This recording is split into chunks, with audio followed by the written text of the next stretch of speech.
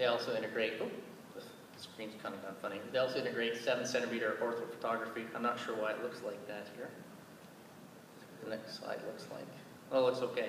So you can imagine your network tracing, upstream tracing, downstream to find how many customers are out. If I have a problem, which is the nearest switch I should go open or close to resolve that issue. And all your reporting. What's really neat is Go360 sits on top of this, and it also has direct live read-write to the database, including geometry. So that's all controlled through a security engine. You allow people to and not to edit or view certain information. And these applications are developed to allow the people in the control room to do their live operations, have people in the trucks post the data that they're getting while they're in the field. We have cable locators that are actually collecting information, helping improve the data set. Lots of different uses. Tons of spatial queries that you can imagine, or ad hoc SQL queries. We even have people in customer service updating the account information through the browser. So it's always making that key link back to customer information systems. We have contract staff using these applications, operations, and we have executive dashboards. So I'll show some of those, what they look like. Many different apps.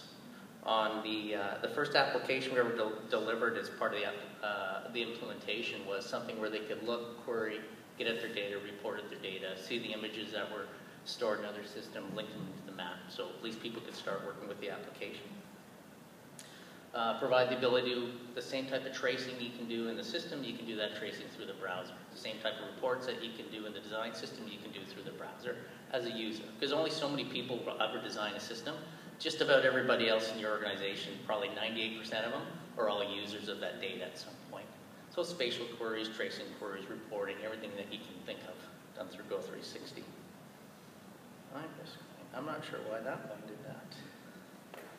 Throw the page up.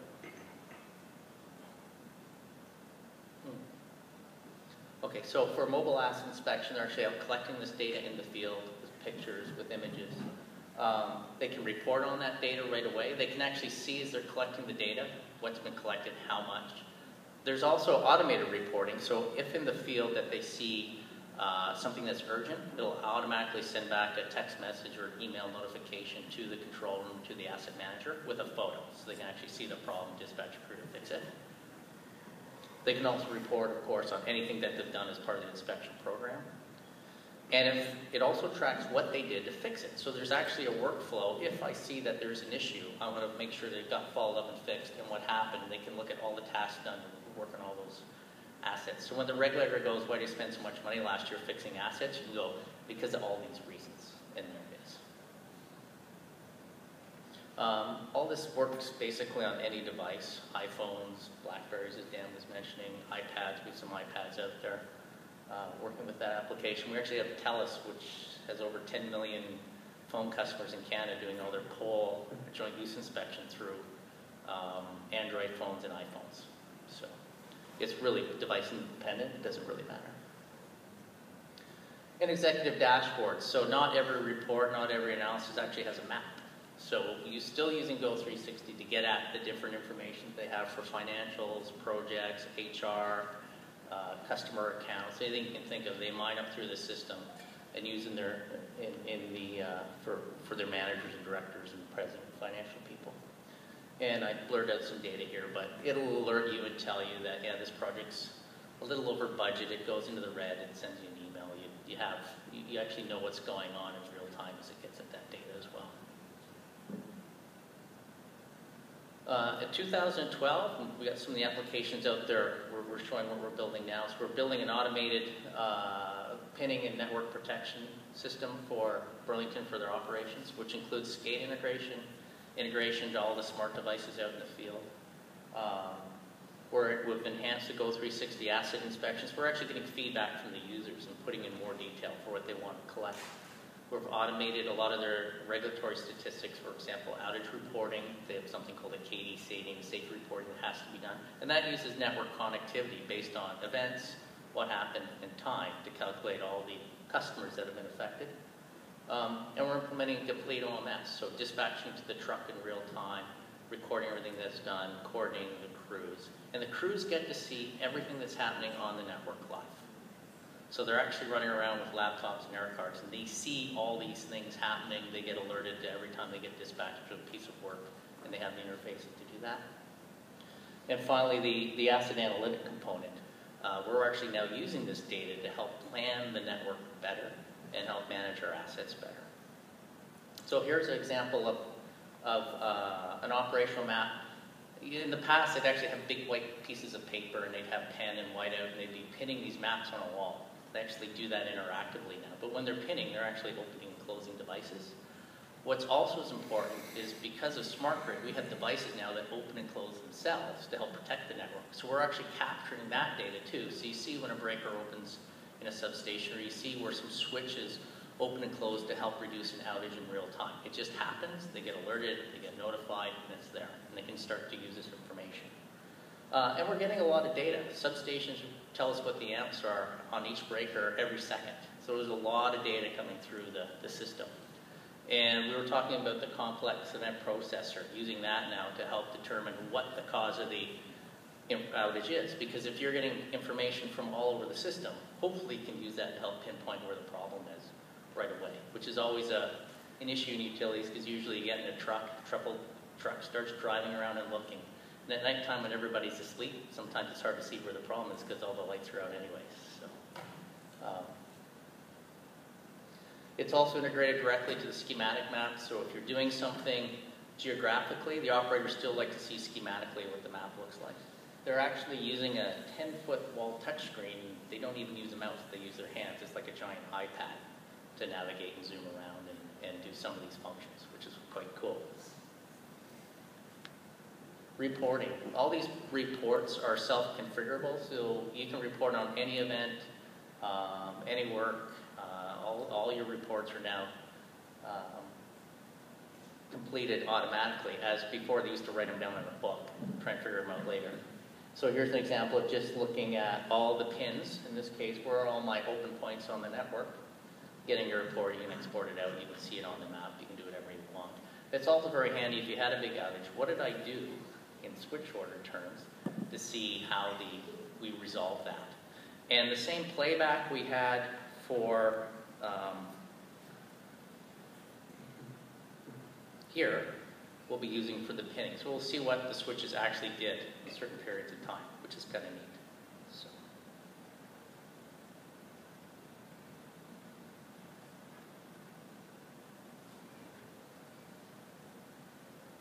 And finally, asset analytics. So what are we going to do with all this myriad of information that we have? We have one customer, this is actually a screenshot from Toronto Hydro. They're getting 1.4 billion records every 4 days. So that's a lot of data to analyze. So 700,000 smart meters are reporting every 15 minutes. So that's 96 reads times 700,000 a day. That's a lot of information. And you really want to be able to go back and mine that and see what's happened. So here's an example of where we're just showing overloading using the Oracle heat map function in real time, seeing what's going on in the network. So as things start to heat up, the system actually notifies the operators that your feeders are starting to get overloaded, your equipment's starting to get overloaded. What are you going to do? You know, a couple hours later, okay, they're getting hotter now. What are you going to do? And at some point, you hope they do something. But they're getting information today they could never get before to actually help automate that. And then, of course, this goes back to engineering and planning to actually help build a better network, a more reliable, safe, efficient network. And here's an example of looking at 15-minute interval reads off a smart meter. This is actually aggregating up to a transformer and seeing how hot it's getting. So where it's red here, it's over 120% overloaded. So most of the day, it's well overloaded. And we can start analyzing the asset health. So in this case, as Dan mentioned, we had overloading of over 64% of the time and a loss of life of 1.11%. What's interesting is if you don't let that transformer cool down, and we'll look at a week now, it's kind of exponential of how you lose the life on a transformer. So in this case, oops, that's in the wrong spot, but it's overloaded 74% of the time and it lost 6.7% of its life in a week. They're supposed to last 50 years. They're not supposed to lose close to 10% of their life in a single week. So you can see where they get concerned about outages and equipment, and they're expensive to change. I don't know what a transformer costs to change, but a lot of money. So helping to reduce that. And of course the playback, which we're showing. So at 7 in the morning, it's kind of cool. It's a hot day. We have one transformer that's kind of hot. At 5 p.m., I don't know if you can see it here, but we have these little letters here. Those are flags coming from the smart meter saying, we're having an outage. In this case, it's a temporary outage, so the meters went out and they came back on in that same 15-minute interval.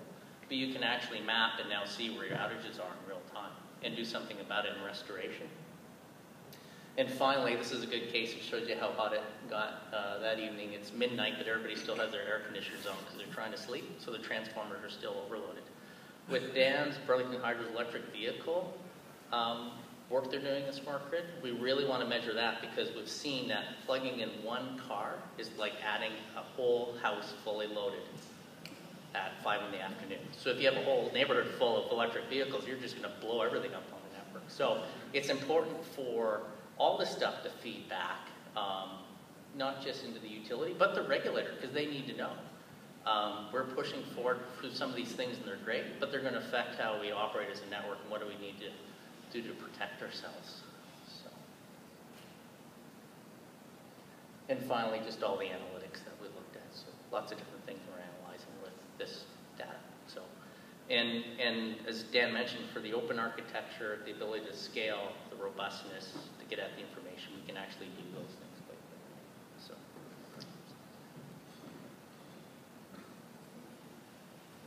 Okay, so just to wrap up, not to scare you all about electric vehicles and what they're going to do to our system, but we already have the capacity to manage that load, but that's the point. We have to manage that load, and that's what smart grid is about.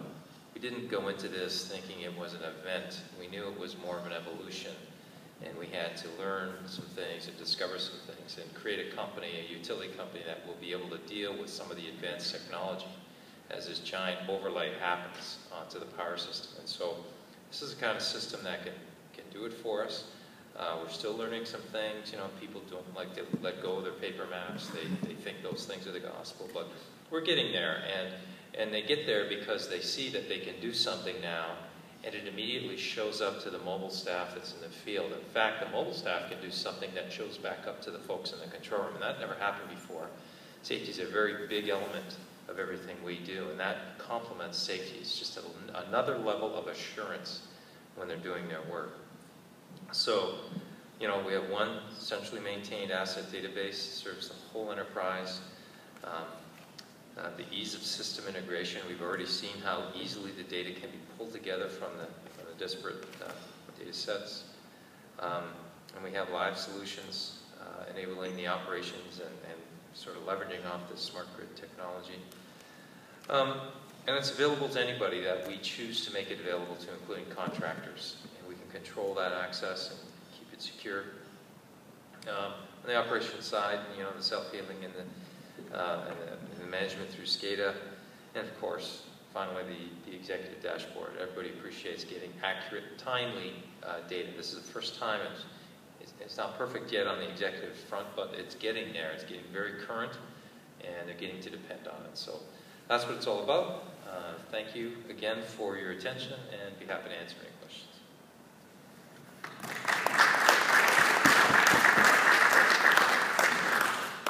Any questions for Geoff and Dan on that presentation? I'm here. Yes. Geoff. That was really interesting. One of the things that you mentioned was, I think everybody can hear me? Pretty noisy. Yeah. One of the things you mentioned was productivity, that you wanted to improve productivity. Is there any particular reason why that's important? Is it because you have to do more as part of the smart grid, or because you've got an aging workforce problem, or why is that a focus? One example of that is we used to draft an engineering design in AutoCAD, and then we would have to redraft it into the mapping system because the systems didn't work together very well. We've eliminated that process, so now when they draft the project, the design, it's immediately available to everybody that's using